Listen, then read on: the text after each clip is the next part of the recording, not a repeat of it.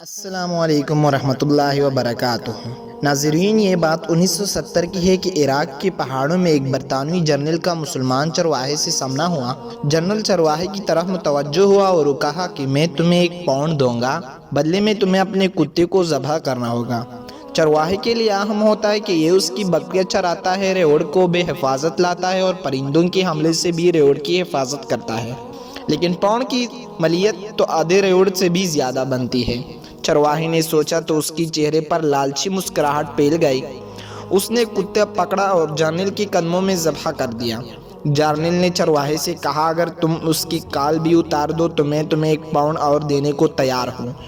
چرواہے نے خوشی خوشی کتے کی کال بھی اتار دی۔ جرنیل نے پھر کہا، میں مزید 1 پاؤنڈ اور دینے کو تیار ہوں اگر تم اس کی پوٹیاں بھی بنا دو۔ چرواہے نے فوراً یہ آفر بھی قبول کر لی۔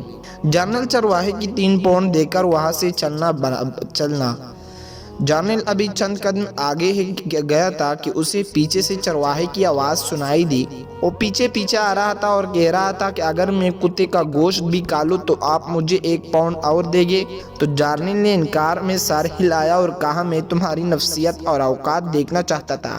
تم نے صرف 3 پاؤنڈ کے لیے اپنی محافظ اور دوست کو قتل کر ڈالا، اس کی کال اتار دی، ٹکڑے کیے اور 4تھے پاؤنڈ کے لیے اسے کھانے کے لیے بھی تیار ہو، اور یہی چیز مجھے یہاں چاہیے۔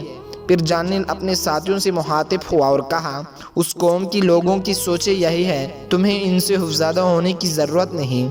آج یہی حال بے غیرت صحافیوں، سیاستدان اور اس ملک کی تنخواہ یافتہ غداروں کا ہے۔ اپنی چھوٹی سی مصلحت اور ضرورت کے لیے اپنے سب سے قیمتی اور اہم چیز کا سودا کر دیتے ہیں، اور یہ وہ ہتھیار ہے جس پر استعمار برعکس اور ہر شطر ہمارے خلاف استعمال کرتا ہے، اسی کے ذریعے اس نے حکومت کی۔ اگر ویڈیو پسند آئی ہے تو چینل کو سبسکرائب ضرور کیجیے۔ شکریہ۔